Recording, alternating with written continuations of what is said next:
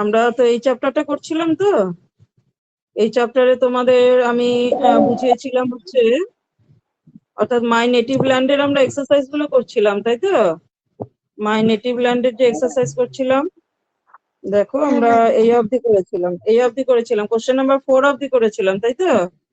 Question number 4 এবারে question number 5 এ দেখো কিছু প্রোনাউন্সিয়েশন অর্থাৎ উচ্চারণের উপরে আছে। অর্থাৎ তোমাদেরকে আমি বারে বারেই বলি যে তোমাদের অনেক সময় কি হয়, উচ্চারণে একটু ভুল হয়, তাই না? তো এটা যেহেতু ইংলিশ, যেহেতু আমাদের আলাদা একটা মানে ল্যাঙ্গুয়েজ, অর্থাৎ এটা তো একটা ফরেন ল্যাঙ্গুয়েজ, সুতরাং আমাদের কি করতে হবে, উচ্চারণগুলো একটু ভালো করে জেনে নিতে হবে। কারণ মাদার টাং যেমন আমরা জানি, বাড়িতে সবসময় কথাবার্তা হচ্ছে, তো মাদার টাং এ আমাদের অর্থাৎ মাতৃভাষা যেটা আমাদের, তাতে আমাদের সেরকম অসুবিধাটা হয় না। কিন্তু যখন আমরা একটা কোনো ফরেন ল্যাঙ্গুয়েজ বা অন্য কোনো ল্যাঙ্গুয়েজ, যেমন হিন্দিও, আমিও যেমন হিন্দি ভালো করে জানি, তো সেরকমই হয়তো এখনো আরো ইংলিশ অনেক শেখার আছে, ভালো করে হয়তো এখনো শিখে উঠতে পারিনি। তো তোমরা তো আরো ছোট, তোমাদের তো আরো ভালো করে শিখতে হবে।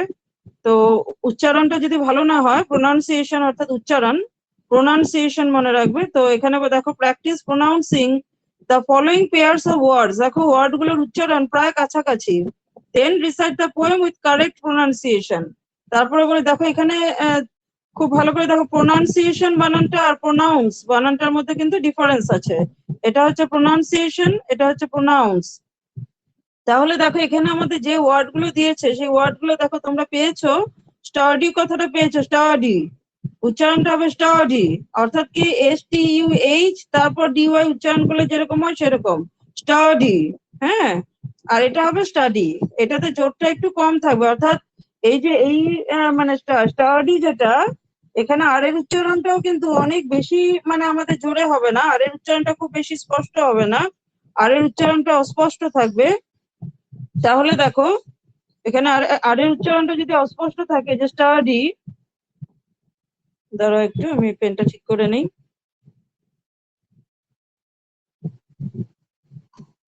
এই যে স্টাডি কথাটা, যে স্টাডি, স্টাডি, এটা কি হবে, এটা একটু আমাদের বেশিক্ষণ টানতে হবে, স্টাডি। আর এটা হচ্ছে স্টাডি, এটা হচ্ছে স্টাডি, এটাতে অতক্ষণ টানতে হবে না, অর্থাৎ এটাতে একটু বেশিক্ষণ টানতে হবে স্টাডি, আর এটাতে টানাটা একটু কম হবে। তাহলে এটা হবে হচ্ছে স্টাডি। তাহলে তোমরা একবার সবাই মানে একজন একজন করে, একজন দুজন উচ্চারণটা করো দেখি। স্টাডি, স্টাডি, হ্যাঁ হ্যাঁ, স্টাডি। তারপর দেখো BREATH breath, BREATHE breathe, bridge আর ব্রিজ BREED ব্রিড।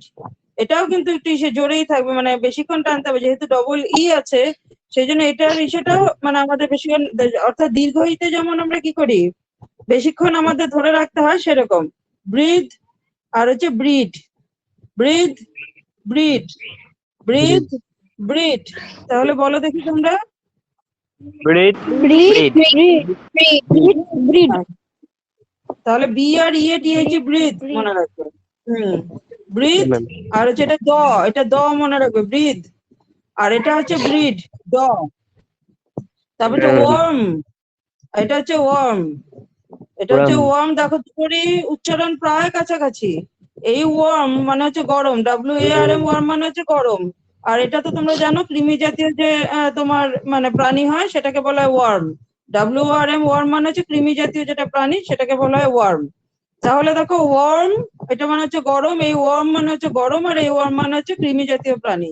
তাহলে দেখো ওয়ার্ম আর হচ্ছে ওয়ার্ম, ওয়ার্ম ওয়ার্ম, এটা মনে রাখবে, এটা হচ্ছে ওয়ার্ম, WARM ওয়ার্ম, আর এটা হচ্ছে ওয়ার্ম।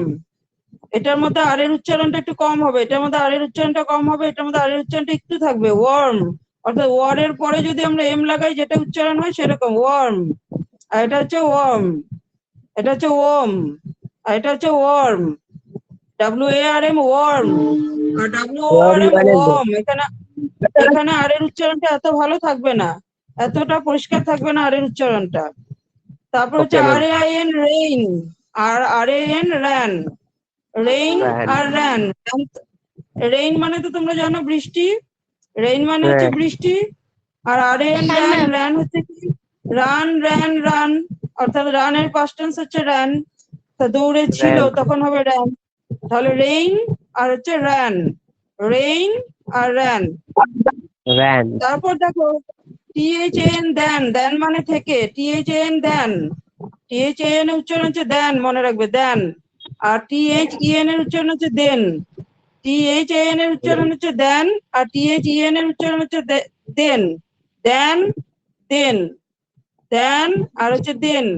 তোমরা অনেকেই কিন্তু দুটোকেই দেন বলো, বা অনেকেই দুটোকেই দেন বলো, তা নয়। THAN দেন আর THEN দেন, মনে থাকবে। তারপর হচ্ছে চার্চ, হ্যাঁ চার্চ, আর হচ্ছে সার্চ। চার্চ তো তোমরা জানো, যেখানে খ্রিস্টানরা কি করে, প্রার্থনা ঘর, খ্রিস্টানদের প্রার্থনা ঘর, অর্থাৎ খ্রিস্ট ধর্মাবলম্বী যারা, তাদের প্রার্থনা ঘরকে বলা হয় চার্চ। আর SEARCH, সার্চ মানে হচ্ছে খোঁজা, search, church, search, church, search, ঠিক আছে। এবারে দেখো ডিপ, ডিপ মানে গভীর, DEEP, ডিপ মানে হচ্ছে গভীর। আর DIP, ডিপ মানে কোনো কিছু চুবানো, কোনো কিছুকে চুবানো, এটাকে বলে DIP, ডিপ। তাহলে ডিপ আর ডিপ, DEEP, ডিপ, আর DIP, deep, deep, deep, deep, deep. তোমরা বলো দেখি, ডিপ আর ডিপটা বলো।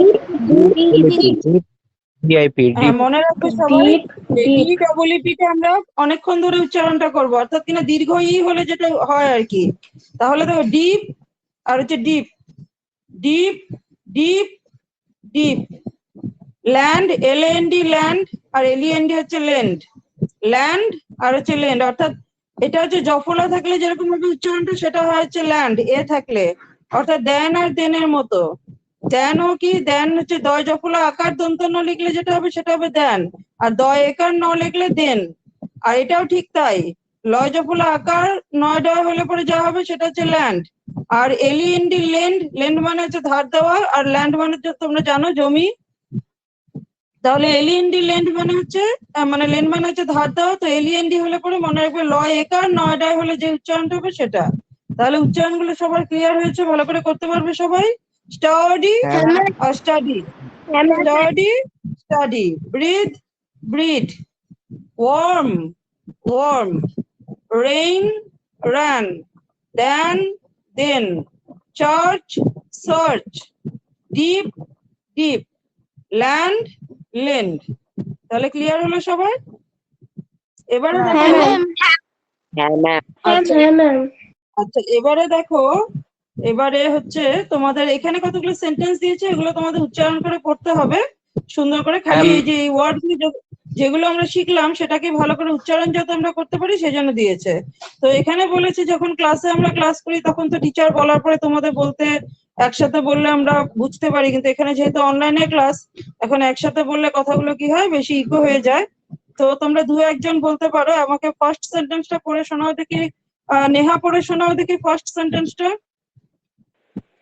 The study boys, the study boys study hard. আরেকজন পড়ো দেখি কেউ। The study The boys study boys study hard. হ্যাঁ, তারপরে দেখো The study তারপরে boys বলছে the worms, তারপরে বলছে দেখো the worms come out when the weather is warm। তাই বলছে এই যে পোকামাকড় গুলো, ওয়ার্ম মানে পোকামাকড়ও বলতে পারো, মানে কেঁচো জাতীয় এই ধরনের সবগুলোকে ওয়ার্ম বলা হয়। তো the worms come out when the weather is warm, the worms come out when the weather is warm। বুঝতে পেরেছো?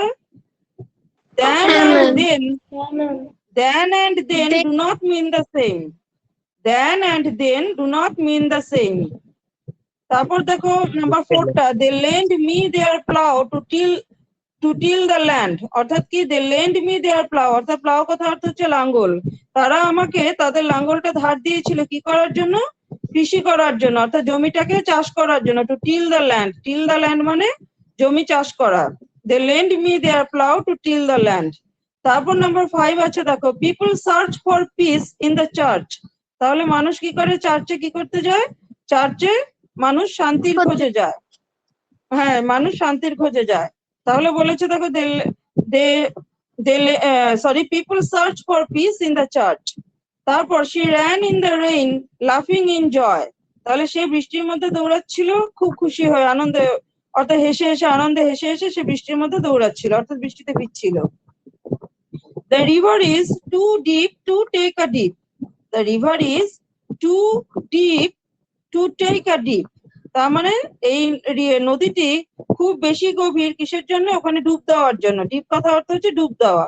তাহলে এই নদীর তীরে ডুব দেওয়া যাচ্ছে না, কারণ নদীটি বহু মানে অনেক গভীর। The river is too deep to take a dip. তাহলে এই সেন্টেন্স গুলো সবাই ক্লিয়ার হলো? এই সেন্টেন্স গুলো তোমরা সুন্দর করে লিখে পড়ে আমাকে পাঠাবে, ঠিক আছে? হ্যান্ড রাইটিং ও হবে আর এদিকে উচ্চারণ হবে। এবারে দেখো আমরা যে সমস্ত কতগুলো যে বাদ্যযন্ত্রের নাম আমরা পড়েছিলাম, আমরা এই কবিতাটার মধ্যে মনে আছে কি তোমাদের কয়টা বাদ্যযন্ত্রের নাম আমরা পেয়েছিলাম? ঢোল, পেপা আর গগনা। হ্যাঁ, ঢোল, পেপা আর গগনা, এই তিনটা বাদ্যযন্ত্রের নাম পেয়েছিলাম। তো এই তিনটা বাদ্যযন্ত্রই আসামেরই। এই তিনটা বাদ্যযন্ত্রই আসামের এই বিহু সংস্কৃতি যেটা, অর্থাৎ আসামের যেটা সংস্কৃতি, কালচারাল যেটা মানে তাদের যেটা তোমার কাস্টমস যেটা, সেটার সাথে খুব বিশেষ করে জড়িত। তো এখানে দেখো বলেছি, in the poem you will find the poet referring to 3 musical instrument, অর্থাৎ কি 3টি বাদ্যযন্ত্রের কথা এখানে বলা হয়েছে এই কবিতাতে। That are used in the Husori program of Bihu, অর্থাৎ বিহুতে যে হুসুরি প্রোগ্রাম হয় তোমরা জানো, আমাদের এখানেও তো হয়, তাই না? এই হুসুরি প্রোগ্রামে বলেছে যে এই বাদ্যযন্ত্রগুলো বাজানো হয়। তো নাম্বার 1 হচ্ছে ঢোল। তো ঢোলের এখানে ছবিটা দেওয়াই আছে, তোমরা দেখতে পাচ্ছ নিশ্চয়ই সবাই। এই যে ঢোলের ছবিটা তোমাদের বইতে আছে সবার। হ্যাঁ, তাহলে দেখো এখানে বলেছে, হ্যাঁ তাহলে দেখো এই যে ঢোলের কথা বলেছে, এটা শিখবে ভালো করে সবাই, শর্ট নোট আসতে পারে। A drum made of especially for the Bihu festival and hence called the Bihu ঢোল or Bihu drum. তাহলে দেখো এই যে তোমার ড্রাম যেটা মানে অর্থাৎ কিনা ঢোল যেটা, সেটা স্পেশালি এই বিহু ফেস্টিভ্যালের জন্য বানানো হয়। এই বিহু ফেস্টিভ্যালের জন্য এটাকে বানানো হয়। ঢোল যেটা, এটাকে বিহু ফেস্টিভ্যালের জন্য বানানো হয়। যে ঢোল কিরকম, তাহলে ড্রাম মেড স্পেশালি অর্থাৎ বিশেষ করে, এটা কিসের জন্য ব্যবহার করা হয়? এই বিহু ফেস্টিভ্যালের জন্য, অর্থাৎ বিহু উৎসবের জন্য। তাই বলেছে তোকে drum made especially for the Bihu festival and hence called the Bihu ঢোল or বিহু ড্রাম। আর সেই জন্য এটাকে কি বলা হয়? বিহু ঢোল বা বিহু ড্রাম বলা হয়। তাহলে এটা ভালো করে মুখস্থ করবে সবাই। ড্রাম খাতাতে লিখে নেবে ঢোল। এই ঢোল মানে ঢোল কাকে বলে? বিহু ঢোল যেটা আমরা যেটা পেয়েছি, drum made specially for the Bihu festival and hence called the Bihu ঢোল or বিহু ড্রাম। তারপর বলেছে তোকে যে পেপা। তারপর বলেছে পেপা। তাহলে পেপাটা কি? A type of pipe made out of buffalo horn played during Husori. তাহলে এটাও দেখো এক ধরনের কি বাদ্যযন্ত্র, এটাও এক ধরনের। তোমরা কি দেখেছো কেউ পেপা বাজানোর সময়? কেউ কি দেখেছো তোমরা পেপাটা কি করে বাজায়? আচ্ছা চলো, আচ্ছা চলো আমরা একটু সার্চ করে দেখে নেই। দেখো এটা নামটা কি ছিল? আমরা এখন পেপা পড়ছি। পেপা ইনস্ট্রুমেন্ট, পেপা ইনস্ট্রুমেন্ট ইন আসাম, পেপা মিউজিক্যাল ইনস্ট্রুমেন্ট ইন আসাম। এই যে এরকম হয় দেখতে, দেখতে পাচ্ছ সবাই? দেখতে কেমন হয় পেপাটা? দেখতে, হ্যাঁ দেখতে পাচ্ছ তো সবাই? হ্যাঁ, তাহলে দেখো এই পেপাটা কেমন করে বাজায় চলো আমরা দেখে নেই একটুখানি।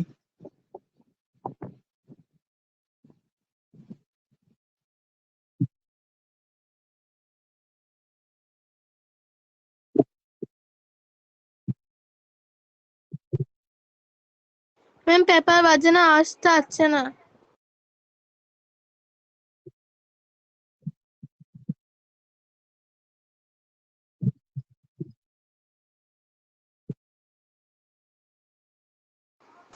তাহলে দেখলে তোমরা সবাই? আওয়াজটা যায়নি? না ম্যাম, আওয়াজটা যায়নি। আওয়াজটা আসেনি। আওয়াজটা আসেনি? আচ্ছা একবার আমি দেখাচ্ছি, দেখো। কিন্তু আরেকদিন তো আমি, এবারে পাওনি তোমরা আওয়াজটা? আচ্ছা যাই হোক, বাজানোটা তো দেখতে পেয়েছো? হ্যাঁ ম্যাম। বাজানো পেয়েছো তাই না? হ্যাঁ, তো এইভাবেই পেপাটাকে বাজানো হয়। তো এটাই হচ্ছে আসামের যেটা পেপা যেটা আমরা বললাম, অর্থাৎ যেটা পড়ছিলাম আমরা, আসামের যেটা ইনস্ট্রুমেন্ট। তো a type of pipe made out of buffalo horn played during Husori, অর্থাৎ কিনা এই হুসুরির সময় এই পেপাটাকে বাজানো হয়।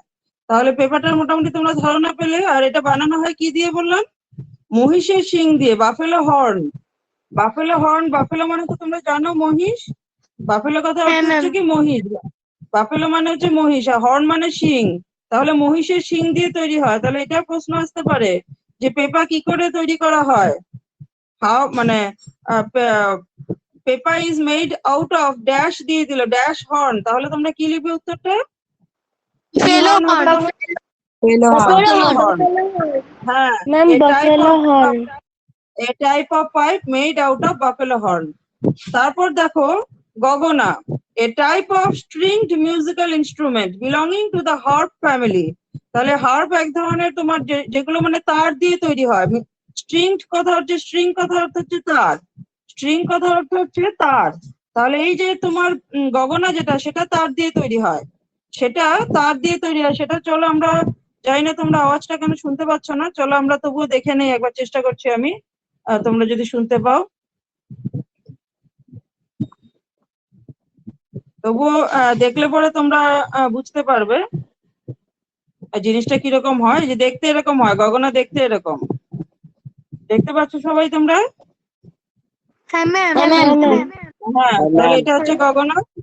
হ্যাঁ, এবারে চলো আমরা দেখে নেই ভিডিওতে। এখন তোমরা আওয়াজ যদি শুনতে না পেলেও তোমরা মোটামুটি বুঝতে পারবে ব্যাপারটা। এতক্ষণ স্ক্রিন চলে গেছিল ম্যাম, তাই দেখতে পাচ্ছিলাম না। আচ্ছা, এখন এখন এখন দেখতে পাচ্ছ? হ্যাঁ ম্যাম, হ্যাঁ, ম্যাম, দেখতে পাচ্ছি, আওয়াজটা পাচ্ছি। রিজয়েন করেছি ম্যাম।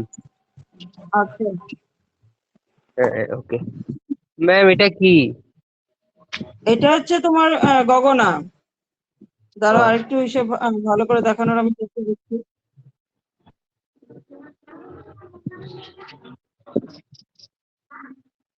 হে, হে।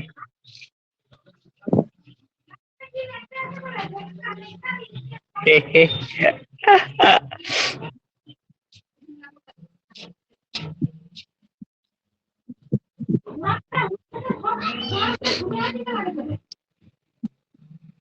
তাহলে তোমরা মোটামুটি দেখতে পেলে তো কি করে বাজায় এই গগনাটা? হ্যাঁ, হ্যাঁ ম্যাম, ম্যাম। গগনা দেখতে কি করে? আচ্ছা, আওয়াজটা বললে তোমরা ভালো করে শুনতে পাওনি, তাই তো? ম্যাম, এবারে আরে কি আওয়াজ? হ্যাঁ, কাজ করে দেখে ম্যাম। এগুলো লিখে কি গ্রুপে সাবমিট করতে হবে? কোনগুলো? এই যে ঢোল, পেপা, গগনা, হ্যাঁ হ্যাঁ। এগুলো কি করবে তোমরা? যা যা লিখে পাঠাও আমি কিন্তু প্রত্যেকদিনই চেক করে দিই, কোনো ভুল না থাকলে পরে আমি আর কিছু বলিনি।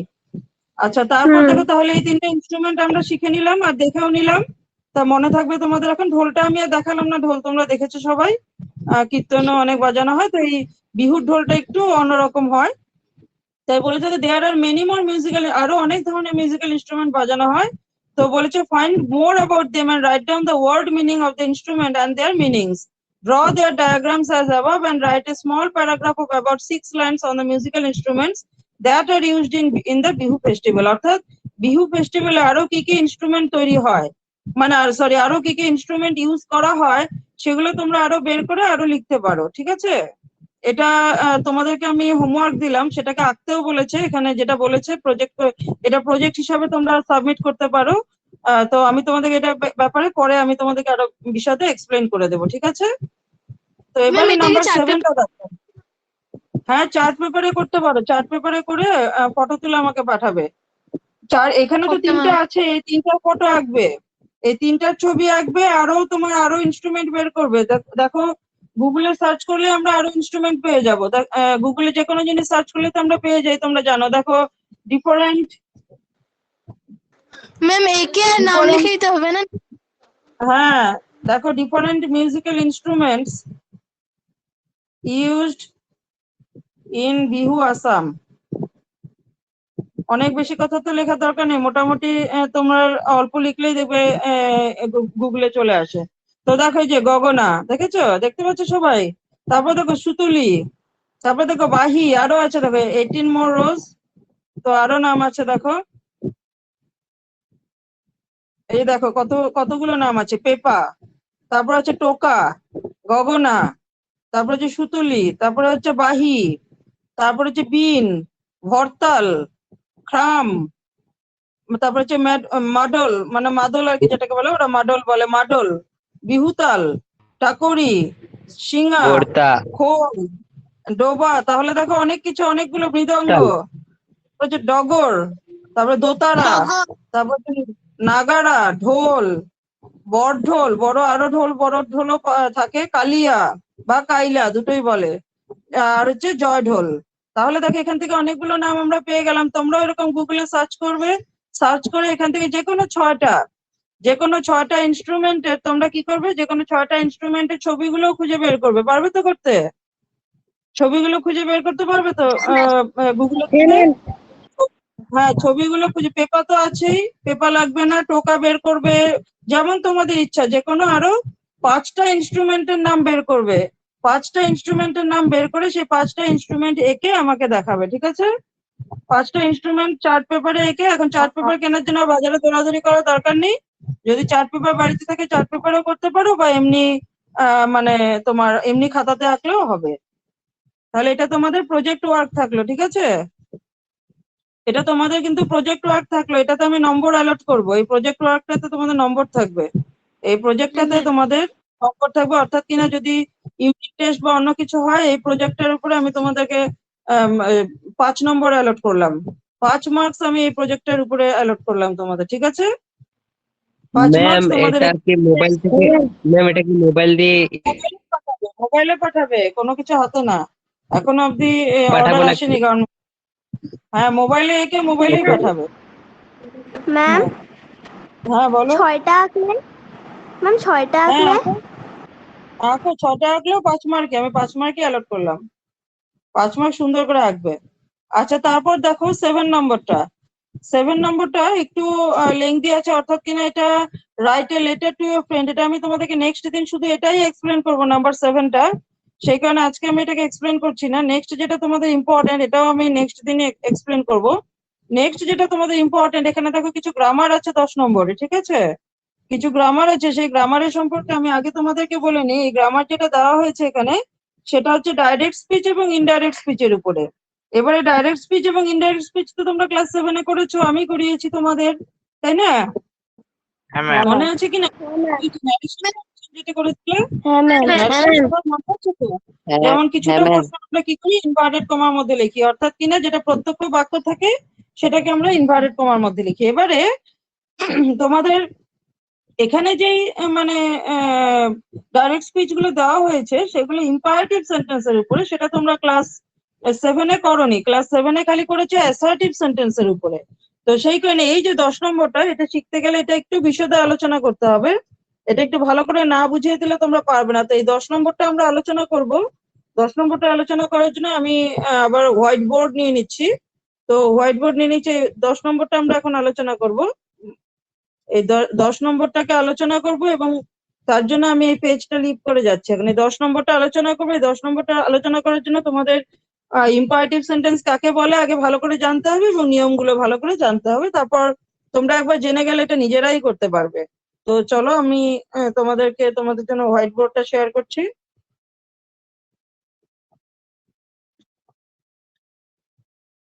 তো হোয়াইট বোর্ড শেয়ার করে আমি তোমাদেরকে আগে ইম্পারেটিভ সেন্টেন্স কাকে বলে আগে বুঝিয়ে নিই।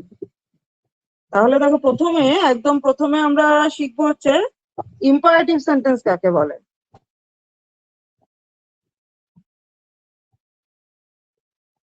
তোমরা খাতা নিয়ে নাও, খাতা না নিলে পরে তোমরা না লিখে নিলে পরে মনে থাকবে না। তোমাদের কি মনে আছে সেন্টেন্স কয় প্রকার এবং কি কি? কয়েকদিন আগে আমি আলোচনাটা করেছিলাম একবার। ইম্পারেটিভ সেন্টেন্স, তোমাদের কি মনে আছে সবার? সেন্টেন্স কয় হ্যাঁ। প্রকার এবং কি কি? কি কি বলতে পারবে আমাকে? আমি তো এটা ইম্পারেটিভ সেন্টেন্সের নাম লিখলাম, কিন্তু তার আগে পরেও আরো ছিল সেন্টেন্সের নাম, সেগুলো কি কি বলো তো আমাকে? অ্যাসার্টিভ একদম sentence, sentence, interrogative sentence, exclamatory sentence, operative sentence. Excellent, excellent, খুব ভালো, very very good, very good. সবার মনে আছে তো? এখানে যারা আছে সবার মনে আছে তো? হ্যাঁ ভেরি গুড, খুব খুব খুব খুব ভালো, ভেরি গুড। এইটা খুব ভালো করে জানতে হবে, হ্যাঁ?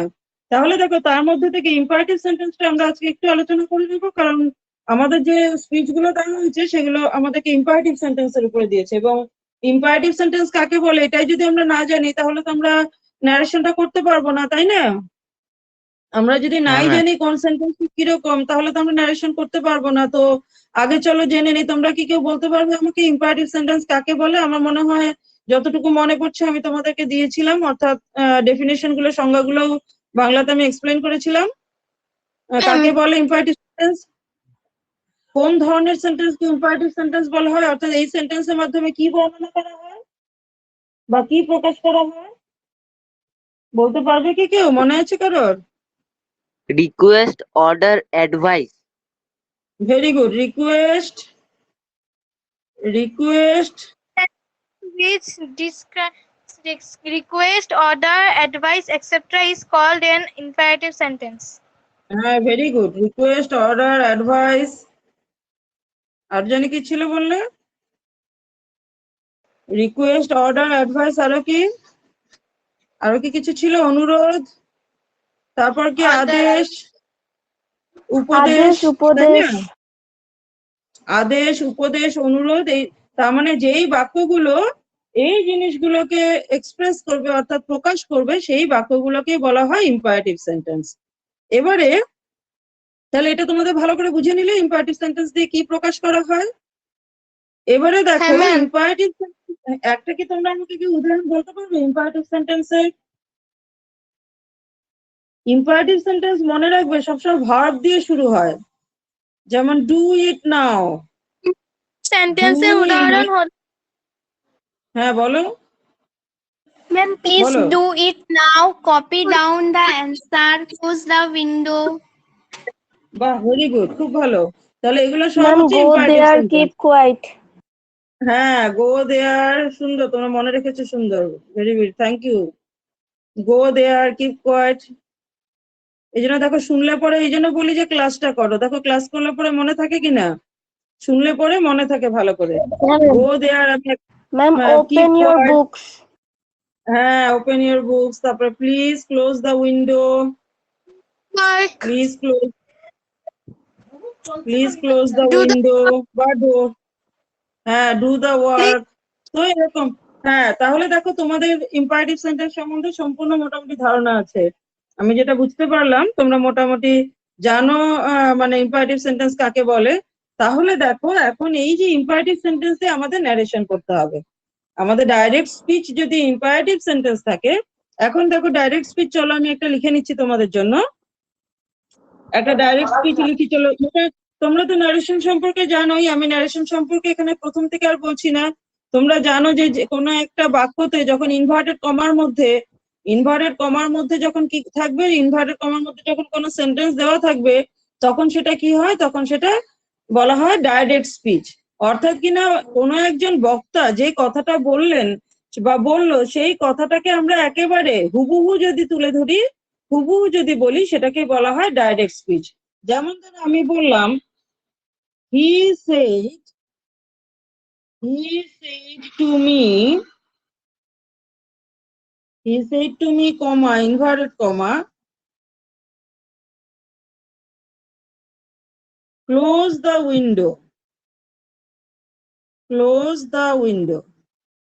he said to me comma inverted comma full stop close the window। তাহলে এখানে দেখো যে সবসময় ইনভার্টেড কমার মধ্যে আছে, দেখো এই যে ইনভার্টেড কমার মধ্যে আছে, দেখো। তাহলে ইনভার্টেড কমার মধ্যে যখন থাকবে তাহলে হি সেড টু মি, সে আমাকে বলেছিল। কি বলেছিল দেখো, এটা হুবহু তুলে দেওয়া হয়েছে, close the window.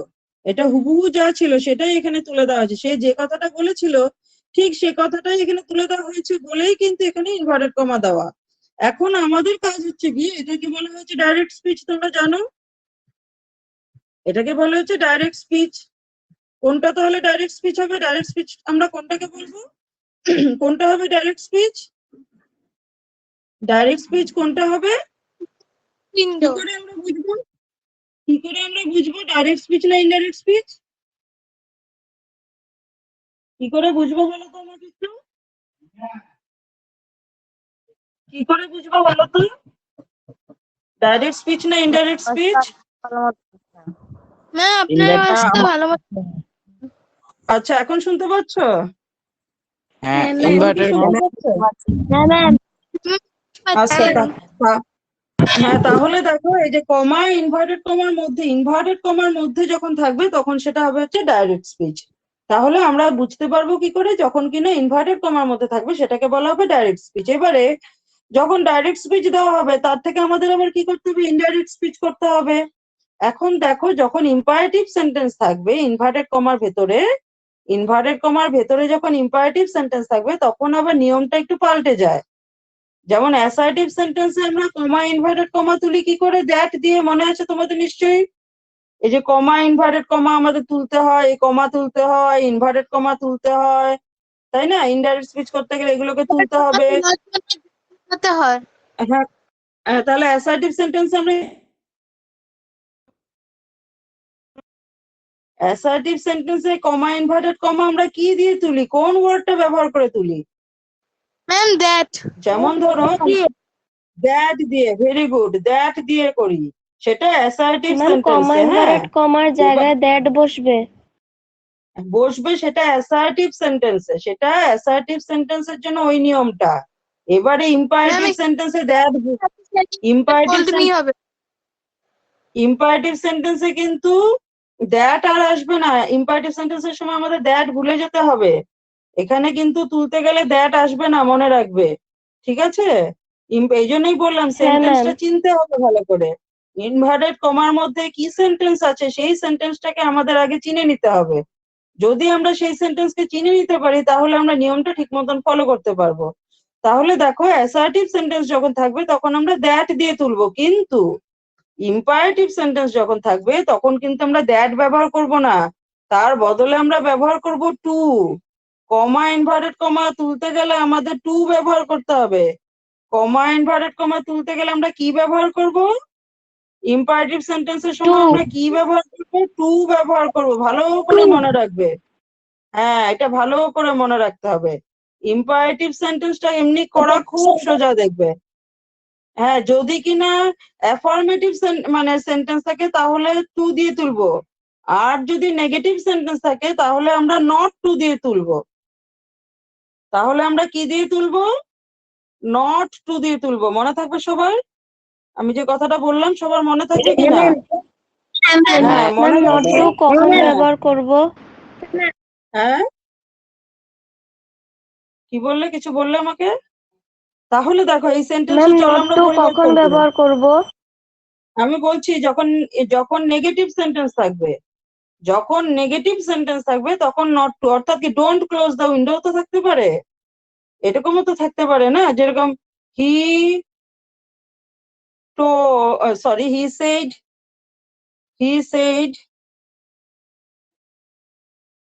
He said to me, comma inverted কমার মধ্যে ডোন্ট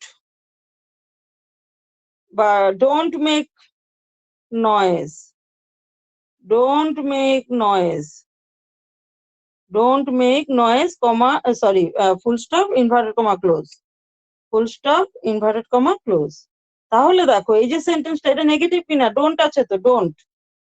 যখন ডোন্ট থাকবে তখন নট টু ইউজ করবে, আর যদি কিনা ডোন্ট না থাকে তখন শুধু টু ইউজ করবে। ক্লিয়ার হলো আমার কথাটা?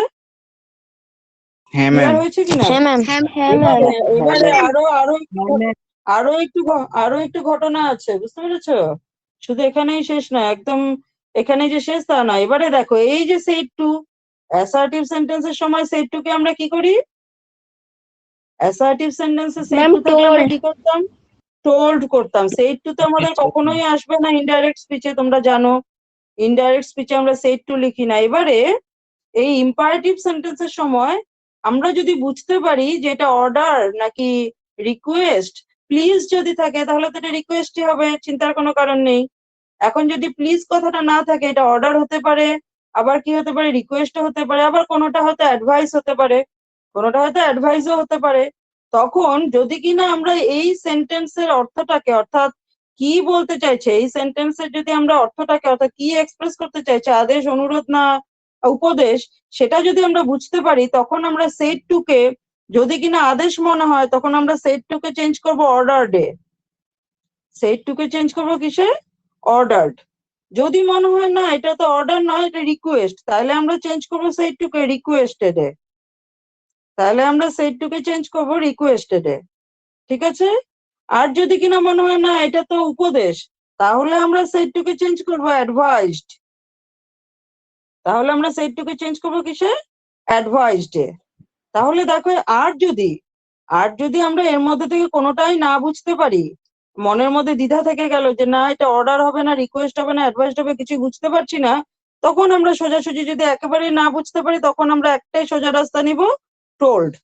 তখন আমরা একটাই সেই সোজা রাস্তাটাই নিব, কি লিখবো আমরা? টোল্ড লিখবো, যদি নাকি আমরা কিছুই না বুঝতে পারি। কিন্তু যদি কিনা বুঝতে পারো, বোঝার চেষ্টা করবে, বুঝে করলে পরে সেটা বেশি ভালো। যদি মনে হয় এটা অর্ডার, তাহলে অর্ডার লিখবে। যদি মনে হয় এটা রিকোয়েস্ট প্লিজ, থাকলে তো রিকোয়েস্ট লিখতেই হবে, আর কোনো কথা থাকবে না। আর তার ছাড়াও প্লিজ কথাটা ছাড়াও রিকোয়েস্ট যদি হয়, তাহলে রিকোয়েস্টেড লিখবে। আর যদি মনে হয় না এটা উপদেশ, তাহলে অ্যাডভাইসড লিখবে। অ্যাডভাইসড বানানো হচ্ছে ADVISED, অ্যাডভাইসড। তাহলে দেখো, এই যে এখানে he said to me close the window, তাহলে চলো এটা আমরা করি। He said to me close the window, আমি পরিষ্কার করে লিখে নিচ্ছি। হি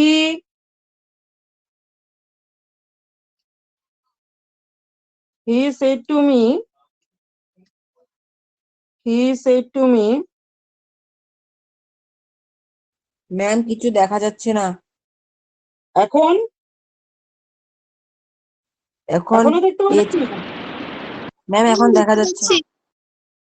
হ্যাঁ, he said to me, comma, inverted কমার মধ্যে ছিল, আমি ইনভার্টেড কমাটা এখান থেকে লিখি। he said to me,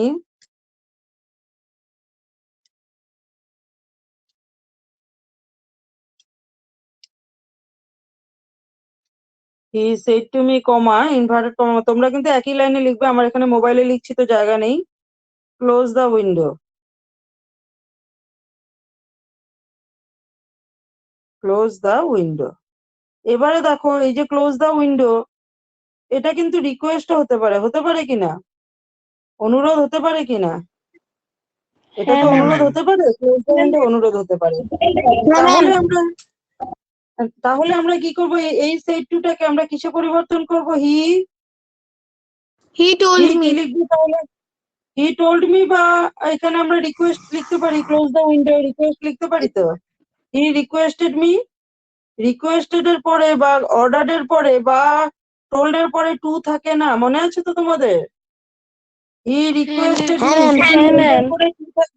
এই রিকোয়েস্টেড, অর্ডার্ড, অ্যাডভাইসড, এগুলোর পরে কোনোটাই টু থাকবে না, মনে রাখবে এটা ভালো করে। হি রিকোয়েস্টেড মি, তারপর আমরা এখন কমা ইনভার্টেড কমা তুলবো। এই কমা ইনভার্টেড কমা তোলার পালা। এই কমাটাকে আর ইনভার্টেড কমাটাকে তুলতে হবে তো, কমাটাকে ইনভার্টেড কমাটাকে তুলতে হবে, কারণ আমরা তো ডাইরেক্ট স্পিচের থেকে ইনডাইরেক্ট স্পিচে যাচ্ছি। তো ইনডাইরেক্ট স্পিচে গেলে আমাদের এই কমা ইনভার্টেড কমা চলবে না, তাহলে না চললে পরে এখানে কি হবে? হি রিকোয়েস্টেড মি, তাহলে আমরা এই কমা ইনভার্ট কমা তোলার জন্য কি আনবো? টু। ভেরি গুড, আমরা লিখবো টু। টু লিখলাম। এরপর দেখো খুব সোজা, এরপরে যা আছে ভার্ব যা আছে টু এর পরে, মনে রাখবে ভার্বের কোনো ফর্মের পরিবর্তন হয় না। টু এর পরে ভার্ব ইনফিনিটিভ থাকে, অর্থাৎ কিনা ভার্ব যেটা থাকবে মনোভার্ব, অর্থাৎ কিনা রুট ভার্ব যেটা ক্লোজই হয়। তো এখানে কি হবে? টু ক্লোজ দ্য উইন্ডো, এখানে হয়ে যাবে হচ্ছে to close the window. To যা ছিল প্রায় তাই, দেখো এখানে তো তাই, এই সেন্টেন্সটাতে তো তাই, টু ক্লোজ দ্য উইন্ডো। তাহলে ক্লিয়ার হলো সবার? To close the window, he requested me to close the window. হ্যাঁ ম্যাম। তাহলে কমা ইনভার্টেড কমা তুললাম আমরা কি দিয়ে? টু দিয়ে তুললাম।